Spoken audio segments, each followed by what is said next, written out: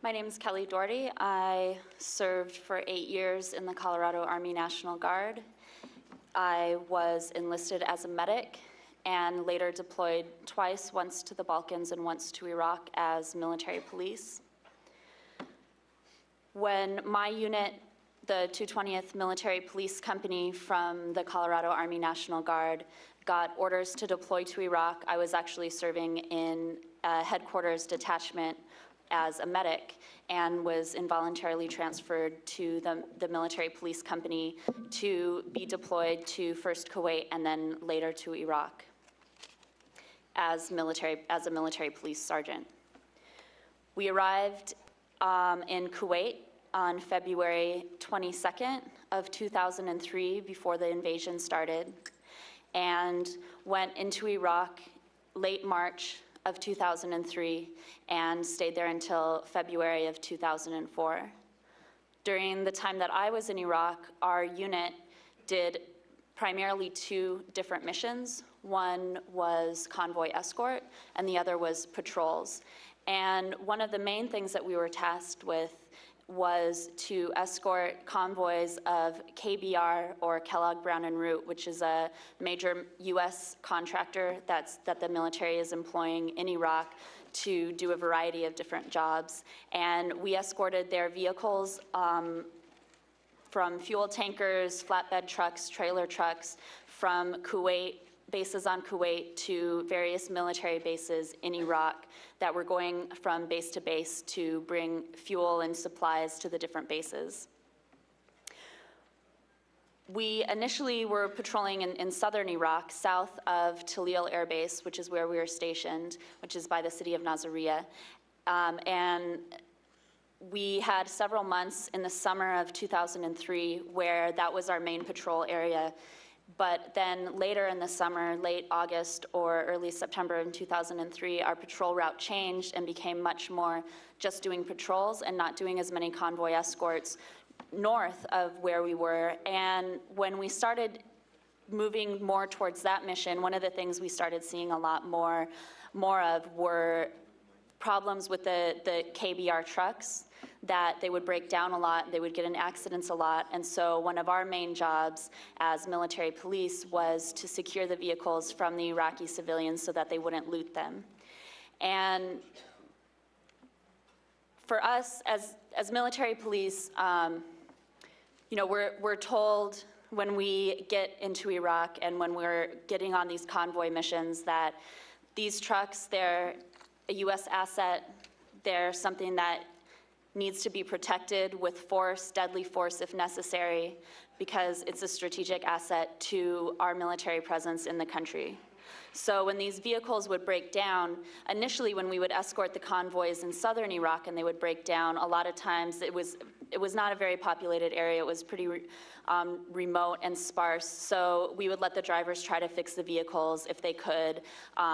Sometimes they were able to after a lot of waiting around. But then when we started patrolling further north, it became much more densely populated. There were a lot of villages. Basically, once you went north of Nasiriyah on a highway that was called MSR Jackson, which there are 2 main supply routes that the US military uses in southern Iraq, and the first is called MSR Tampa, or Highway 1, and that's a large highway in the south.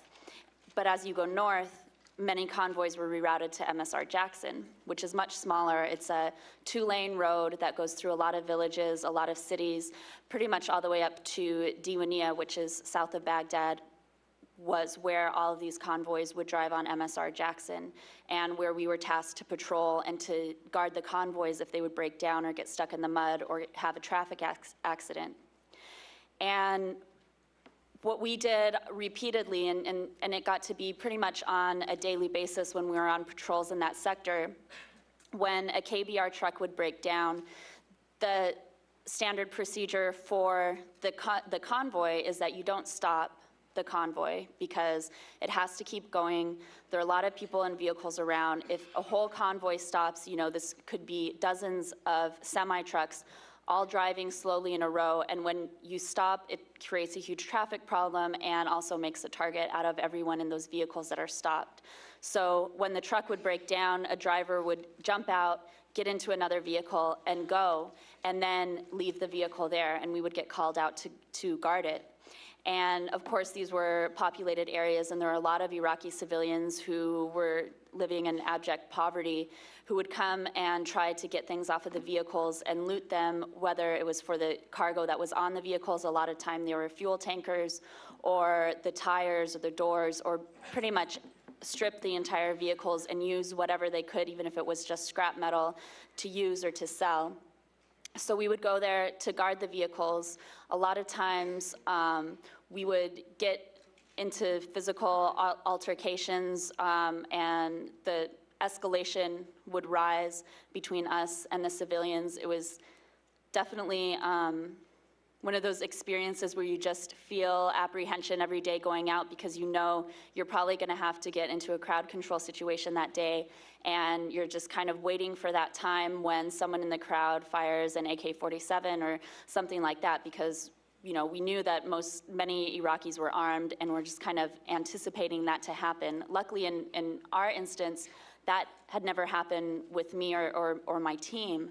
But what would happen is we would wait there, radio back, say, we have a KBR truck broke down here, and we need someone to come in and recover it. And a lot of times it would be things like flat tires or just different mechanical things, or they would just, like I said before, be stuck in the mud or something like that. So we would be guarding these against civilians, and the crowds would always get bigger and bigger, and we were trying to keep them back and trying to keep them back, and we couldn't communicate with them.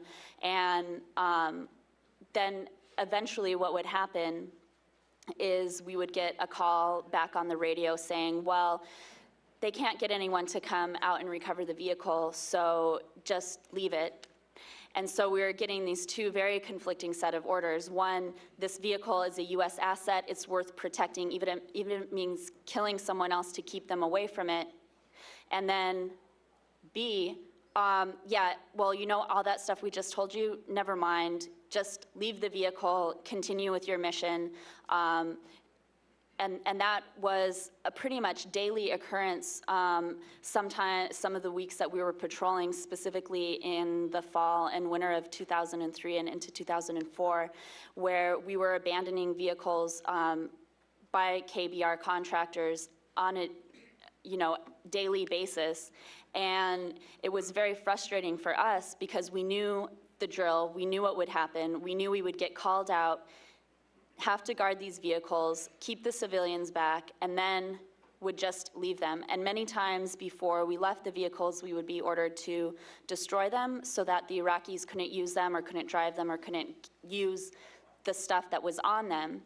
And so one particular incident I remember was I was with my team, which were two other military police officers and another team, and there were two fuel tankers, and they had got into an accident, and they were off the side of the road, and they were both full of diesel fuel, and there were Iraqis from the local village, hundreds of Iraqis on the perimeter waiting to get the fuel from these vehicles. And the area that we were in, of course, in all of Iraq, the regular people there don't have access to fuel. Like, they can't just go to the gas station. They have to stand in lines and wait in lines and push their cars because they're out of gas in fuel lines that stretch for miles, just to get some inflated, expensive fuel.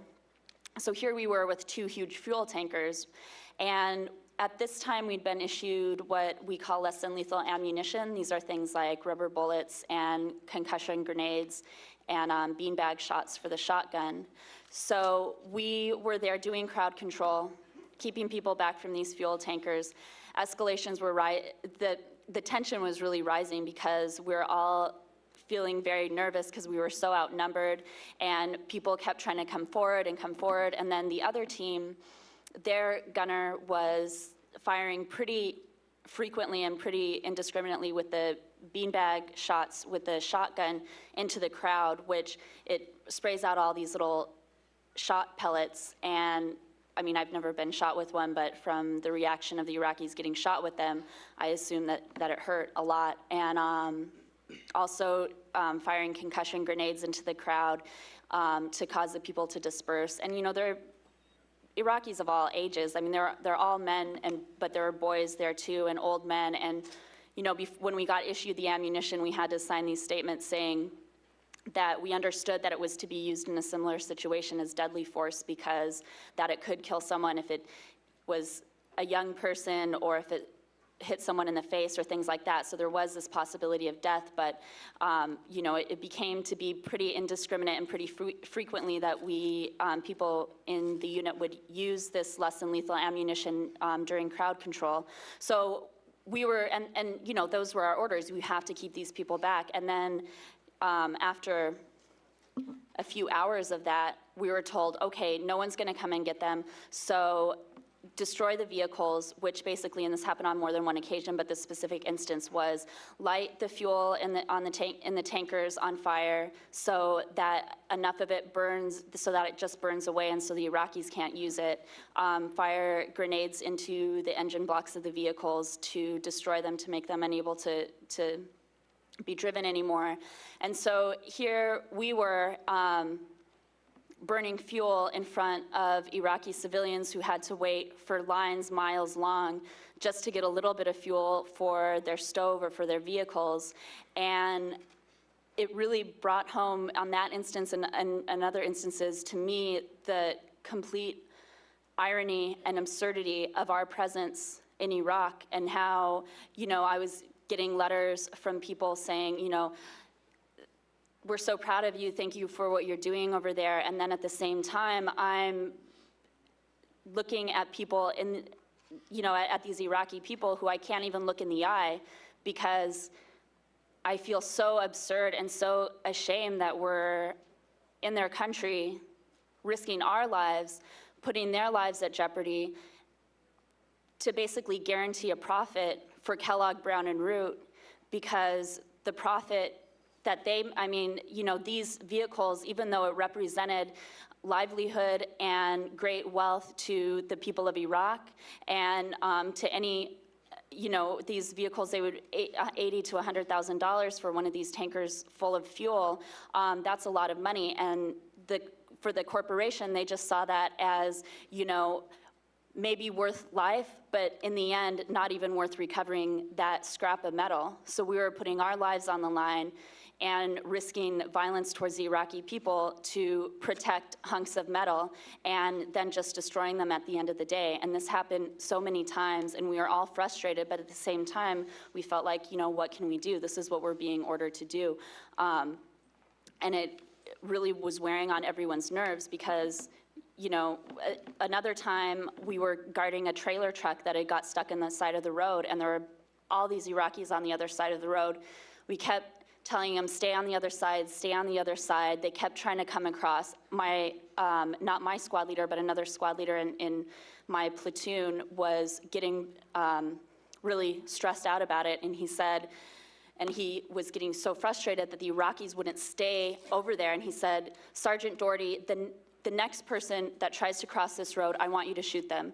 And I kind of thought he was joking, because it seemed kind of absurd to me, because we all knew that we would just end up abandoning it in a few hours anyway. And I said, Sergeant, isn't that against our rules of engagement? Kind of tongue in cheek, because I, kind of took it as a joke. And he said, you can't do your job. Go back and monitor the radio. So, we're put in a situation where we're under such intense stress and pressure, where we're ready to kill people to keep them away from these vehicles, when we don't even care about the vehicles, because we know that we're just gonna leave them. And that's the kind of situation we're put in day after day, week after week in Iraq. And on another instance, we had a flatbed truck that had been carrying a brand new ambulance to a military base that had tipped over, and the ambulance had fallen on its side. And we tried for hours to try to recover the ambulance, because other than it had fallen off the truck, it didn't seem to be that damaged. It was a brand new ambulance, and after hours, they just would not come and get it, and then we were given the order to destroy it and to burn the engine block again. And there were so many Iraqis, all the sheiks and the local leaders from all the villages, because they were interested in, if you can't recover it, we'll find a way to get that out, because, in Iraq and the area that we were, they didn't have ambulances. If someone got in a traffic accident or got hurt, the person driving by and would pick them up and put them in their car and take them to a doctor. And so we had to burn an ambulance in front of all these Iraqi people who don't even, have a way to get to the hospital or have, doctors to treat them when they get there. Another instance was when we had a trailer truck that had some produce in the back of it, and we were waiting and finally said, okay, just abandon it and burn it. And I remember asking my platoon leader, I said, well, sir, can we let the people come get the food off of it first? And he was like, well, no, Sergeant Dougherty, it's just going to cause too much of a hassle, because then they're all going to have to come here. They'll probably start getting in the road. We're going to have to control them when they're here and then try to get them all back. So it's just not worth it. And, in a way, he was right. It wouldn't have been worth it for us, because it would have caused a lot more work, a lot more danger, because we've been a lot closer to the people. And so in the end, we just ended up burning the produce in front of all of these Iraqis. And at this time, I was acting as the gunner. So I was in the gun turret with the SAW machine gun, pointing it at the people over by the dirt berm at the Iraqis to keep them back so that we could burn food in front of them. And, that doesn't make you, when you're in the military, you want to feel proud and you want to feel good about what you're doing. And that didn't make me feel good. That made me feel really ashamed and really confused as to what we were even doing there. I am proud of my military service, and I was proud of it at that point, but I wasn't proud of that, and I wasn't proud of really what we were doing in Iraq. The thing that I was proud of in Iraq is that at least we were able to keep each other safe, and that's really all I could say. At least we brought everyone home and no one got killed. And if that's the best that I could say, and that's the best that I could take from it, and that's what I had to be proud of, but what we actually did, I was ashamed of. That's very distressing to me, and just the way that we were kind of put out there to be bodyguards for Kellogg, Brown, and Root, who had these drivers who drove their trucks who were from countries like India and Pakistan and the Philippines and Tibet, and they were treated horribly. These, what we call TCN, third country nationals, they lived in substandard conditions, worse than anything the US contractors or American soldiers lived in. They were treated really bad and had to work much longer, had to just drive their vehicles whenever the convoy wanted to go. And I felt like I saw that as, those corporations also having a hand in dehumanizing people, because they were dehumanizing the people that they were making a profit off their backs as well, holding their passports and forcing them to go on to work in Iraq under these dangerous situations. And I think one of the things that stood out to me and that I think about a lot is, for every US service member we have in Iraq, we have a contractor, pretty much. It's a pretty even ratio. So when you think about the total occupying force in Iraq, it's not just the US military, it's US corporations that are there on an equal level. And the one other thing I wanted to mention before I wrap it up is that when we were getting ready to leave in February of 2004, we went back to Kuwait, to Camp Arif John, to get ready to come back to the States. And we were put in these tent cities that were run also by KBR. And the tents, they're canvas tents, and our tents were completely covered with mold on the insides. I don't have pictures here, but I have pictures of the mold in the tents. It was thick, like black mold on these yellow tents, where you could see, because there are all these bunk beds set up in there that we were sleeping on, and they're really these horrible rickety bunk beds. So on places where the bunk beds were and the tent sagged down, and so people rubbed against it, there were just lines through this this thick mold, and everyone was getting respiratory infections, and we wanted to sleep outside, but we couldn't sleep outside because we didn't have cots. They only had, the bunk beds, and it was completely unhealthy place to live. It was disgusting.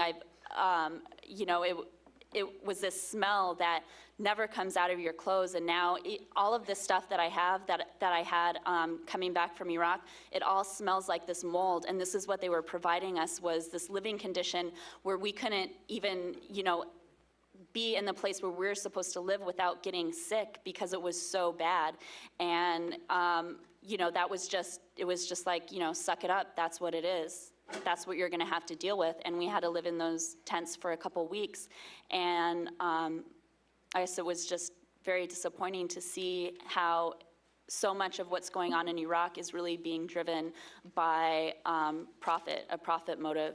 And the actual human cost of the occupation is totally overlooked and totally insignificant for these corporations and for the government, who is totally supporting this policy of corporate corruption and profiteering off of the backs and the blood of Americans and the Iraqi people. So thank you.